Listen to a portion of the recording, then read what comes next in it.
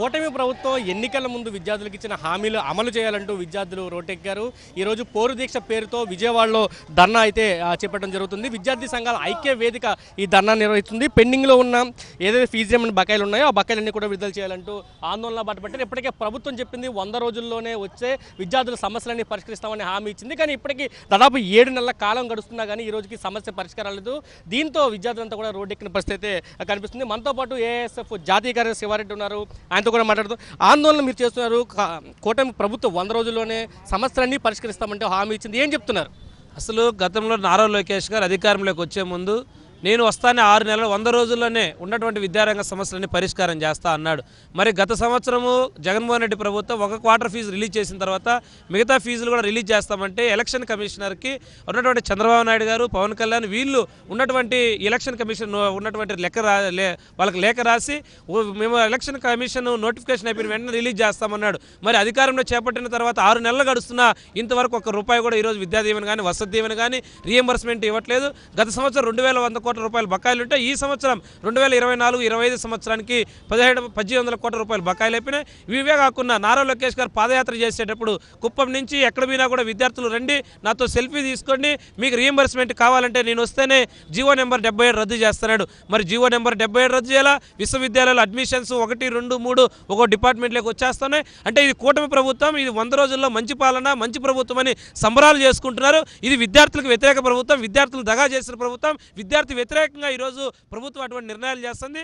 రాబోయే రోజుల్లో ఖచ్చితంగా ఇటువంటి దీక్షలే కాదు, ఈ ప్రభుత్వానికి వ్యతిరేకంగా విద్యార్థి ఏదైతే వ్యతిరేకంగా విధానాలు వాళ్ళు పాటిస్తున్నారో కూటమి ప్రభుత్వానికి వ్యతిరేకంగా ఫీజు రియంబర్స్మెంట్ విడుదల చేసేంత వరకు రాబోయే రోజుల్లో పెద్ద ఎత్తున ఆందోళనకారికి సిద్ధమవుతాం. అవసరమైతే రాబోయే రోజుల్లో సచివాలయాన్ని ముట్టడికి, అసెంబ్లీని ముట్టడికి కూడా వెనుకాడము అని చెప్పేసి కూడా ఈ కూటమి ప్రభుత్వాన్ని హెచ్చరిస్తా ఉన్నాం. ఎంత బకాయిలు, ఫీజు రియంబర్స్మెంట్ ఎంత బకాయిలు ఉన్నాయి, ఎంతమంది విద్యార్థులు దీంతో ఇబ్బందులు పడుతున్నారు? ఇప్పుడు ఈ రాష్ట్రంలో సుమారు 12 లక్షల మంది విద్యార్థులకు ఫీజు రియంబర్స్మెంట్ రావాలి. 2800 కోట్ల రూపాయలు ఫీజు రియంబర్స్మెంట్ రావాలి. 1100 కోట్ల రూపాయలు స్కాలర్షిప్ రావాలి. మొత్తం 3900 కోట్ల రూపాయలు ఇవ్వాలి. ఒక క్వార్టర్ ఫీజు రాకుండా చంద్రబాబు నాయుడు ఎన్నికల సంఘానికి ఫిర్యాదు చేసి 700 కోట్ల రూపాయలు రాకుండా చంద్రబాబు ఆ రోజు అడ్డుకున్నాడు. ఈరోజు ఈ ప్రభుత్వం అధికారం చేపట్టిన సుమారు 7 నెలల కాలంలో 3 క్వార్టర్ ఫీజులు రావాలి. ఈ ఫీజులు ఎప్పుడు విడుదల చేస్తారో ఈ రాష్ట్ర విద్యాశాఖ మంత్రి లోకేష్ గారు ఇప్పటి వరకు ఒక స్పష్టత ఇవ్వడం లేదు. కేవలం ట్వీట్లు చేసి వదిలేస్తూ ఉన్నారు. ఆయన ట్విట్టర్కి శాఖ మంత్రిగా మారాడు తప్ప విద్యాశాఖ మంత్రిగా ఉన్నాడో లేదో మాకే తెలియడం లేదు. ఈరోజు హాఫ్ ఇయర్లీ ఎగ్జామినేషన్స్ కూడా పటిష్టంగా నిర్వహించలేని ఒక దుస్థితిలో ఉంది. ప్రశ్నపత్రాలు కూడా SA1 ప్రశ్నపత్రాలు లీక్ అయ్యాయి. అంటే ప్రభుత్వం ఎంత దౌర్భాగ్యకరంగా, ఎంత అధ్వానంగా పనిచేస్తుందో మనం అర్థం చేసుకోవచ్చు. ఈ రాష్ట్ర ప్రభుత్వానికి ఫీజుల పట్ల ఫీజు రియంబర్స్మెంట్ ఇవ్వాలనే స్పృహ లేదు, విద్యార్థులను ఆదుకోవాలనే స్పష్టత లేదు. ఇది మంచి ప్రభుత్వం కాదు, ముంచే ప్రభుత్వం, షాడిస్ట్ ప్రభుత్వం. నారా లోకేష్ గారు తక్షణమే రాజీనామా చేయాలని మేము డిమాండ్ చేస్తూ ఉన్నాం. 17 విశ్వవిద్యాలయాల్లో ఖాళీ VC పోస్టులు ఉన్నాయి, ఇంతవరకు భర్తీ చేయడం లేదు. DSC నోటిఫికేషన్ రాలేదు, నిరుద్యోగ భృతి లేదు. విద్యార్థులు, నిరుద్యోగులు తీవ్రంగా ఇబ్బందులు పడతా ఉంటే ఈ ప్రభుత్వం కాలయాపన చేస్తూ ఉంది. కూటమి ప్రభుత్వానికి చిత్తశుద్ధి ఉంటే ఫీజు రియంబర్స్మెంట్, స్కాలర్షిప్లను తక్షణమే విడుదల చేయాలని వైఎస్ఆర్ విద్యాసంఘం డిమాండ్ చేస్తుంది. ఇప్పటికేమైనా విద్యాశాఖ మంత్రికి మీరు సమస్యలు తీసుకెళ్లారా? వాళ్ళు ఏం చెప్పారు? మేము తీసుకెళ్ళడం జరిగింది. గత నెలలో చర్చలు కూడా పిలిచారు, వెంటనే విడుదల చేస్తామని చెప్పారు తప్ప కనీసం 2 నెలలు అవుతున్నా కూడా ఒక్క రూపాయి కూడా ఈరోజు విద్యార్థులకు ఎక్కడ రూపాయి పడలేదు. రాష్ట్రంలో బీటెక్ విద్యార్థులు ఈరోజు ఫీజులు చెల్లించలేకపోతే వారి కనీసం పరీక్షలకి హాల్ టికెట్లు కూడా ఇవ్వని పరిస్థితి. ఈరోజు పరీక్షలు రాలేకపోతున్నాం అని చెప్పిన మనస్తాపంతో అనేక మంది విద్యార్థులు ఆత్మహత్యలు కూడా చేసుకుంటూ ఉన్నారు. రాష్ట్రంలో ప్రధానంగా నారా లోకేష్ గారు తన సొంత నియోజకవర్గంలో హామీ ఇచ్చారు వేలాది మంది విద్యార్థుల మధ్య. నేను అధికారంలోకి వచ్చిన వెంటనే ప్రతి ఒక్క విద్యార్థి చేతిలో సర్టిఫికేట్లు ఇప్పించేటువంటి బాధ్యత ఈ నారా లోకేష్ అని చెప్పని అధికారంలోకి వచ్చారు. ₹1 కూడా ఎక్కడ విడుదల చేయాల. పైగా కూటమి ప్రభుత్వం 20 లక్షల ఉద్యోగం ఇస్తామని చెప్పని గొప్పగా చెప్తా ఉంది. ఈ రాష్ట్రంలో 12 లక్షల మంది విద్యార్థులకి చేతిలో సర్టిఫికేట్ లేకపోవడానికి కారణమైనటువంటి ఈ కూటమి ప్రభుత్వం 20 లక్షల ఉద్యోగాలు ఇస్తుందంటే ఈ రాష్ట్రంలో విద్యార్థి లోకం నమ్మేటువంటి పరిస్థితుల్లో. కాబట్టి ఖచ్చితంగా రానున్న రోజుల్లో ఏఐఎస్ఎఫ్ విద్యార్థి ఉద్యమాన్ని ఈ రాష్ట్ర ప్రభుత్వం చవి చూపడానికి సిద్ధంగా ఉందని చెప్పి హెచ్చరిక జారీ చేస్తూ ఉన్నాం. విద్యార్థులు చేసే పోరాటానికి యూత్ ఆర్గనైజేషన్ వాళ్ళు కూడా మద్దతు తెలియజేస్తున్నారు. వాళ్ళు ఎందుకు విద్యార్థుల తరపున నిలబడ్డారో వాళ్ళని అడిగి తెలుసుకుందాం. ఏంటి విద్యార్థులు ఆందోళన చేస్తున్నారు, యూత్గా మీరు వాళ్ళకి మద్దతు తెలియజేస్తున్నారు, ఏం చెప్తారు? ఈ రోజున రాష్ట్రంలో విద్యాశాఖ మంత్రి ఉన్నారా అని చెప్పేసి అనుమానం వ్యక్తం చేయాల్సిన పరిస్థితి వచ్చింది. అంటే 6 నెలలు గడిచిన క్రమంలోనే మంత్రి ఉన్నారా అని కూడా అనుమానం వచ్చిందంటే ఈరోజు విద్యార్థులు రోడ్డు ఎక్కారంటే ఇదే నిదర్శనం. ఎందుకంటే వాళ్ళు ఎన్నికల ముందు ఒక మాట చెప్పారు, నేను ఉన్నా, మేము వచ్చిందో అన్నీ చేస్తామన్నారు. ఇంతవరకు స్కాలర్షిప్ బకాయిలు కానీ ఏమి అందిలేకపోవడం అనేది దురదృష్టకరం. ప్లస్ ఏంటంటే వాళ్ళు నమ్మి యాజమాన్యం కూడా ఎక్కడ కూడా వాళ్ళకి లెటర్లు పంపించారు ఎవరిని అడగొద్దని. కానీ ఈ రోజున యాజమాన్యం బలవంతంగా విద్యార్థి తల్లిదండ్రులతో ఒకవేళ ప్రభుత్వాలు కనుక కట్టకపోతే మేమే కడతామని చెప్పి బలవంతం లెటర్లు రాపించుకుంటా అంటే వీళ్ళ మాట మీద ప్రభుత్వ యాజమాన్యం కూడా వీళ్ళు నమ్మట్లేదని అర్థమైంది. అందుకే విద్యాశాఖ మంత్రి ఈ రాష్ట్రంలో లేరనేది మాకు అర్థమవుతుంది స్పష్టంగా.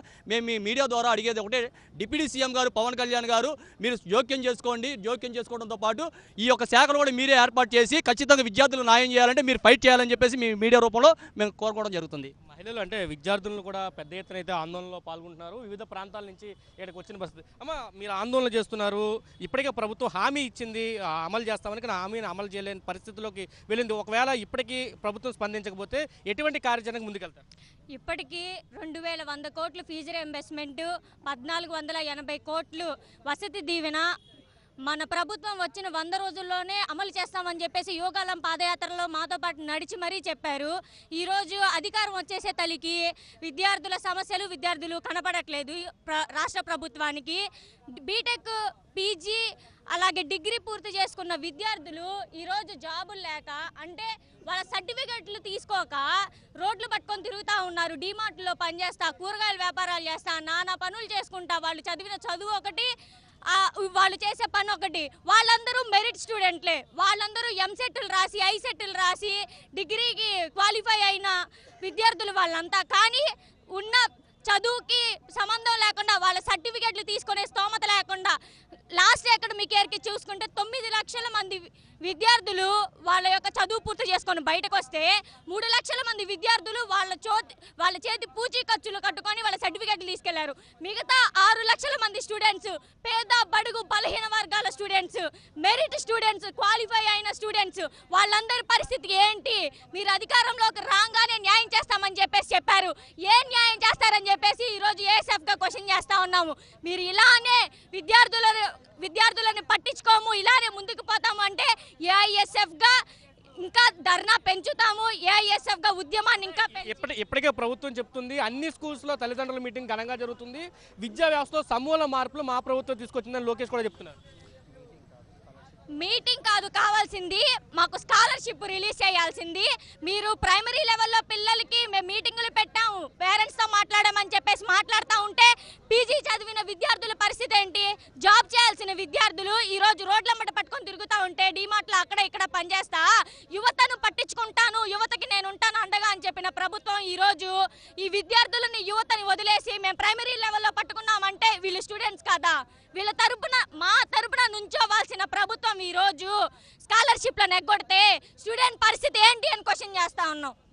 ఇది చెప్తున్నారు. పూర్తిగా విద్యార్థులు అయితే ఆందోళన బాట ఖచ్చితంగా మేము పడతామని చెప్తున్నారు. ఇప్పటికే చాలా హామీలు ఇచ్చింది, అమ్మఒడి కానీ ఇతర పథకాలు అమలు చేస్తున్నారు, వసతి దీవెన అన్నారు. విద్యార్థులు ఇవేమీ కూడా విద్యార్థులకు అందలేని పరిస్థితి అయితే ప్రస్తుతం నెలకొని ఉంది. ఏం చెప్తారంటే విద్యార్థులకి అమ్మఒడి ఇస్తామని చెప్పింది గవర్నమెంట్, కానీ ఆ అమౌంట్ కూడా ఇప్పుడు వచ్చి రిలీజ్ కాలేదు. అనేక ప్రైవేట్ స్కూల్స్లో విద్యార్థులు ఫీజులు కట్టాలంటూ అడుగుతున్న పరిస్థితి.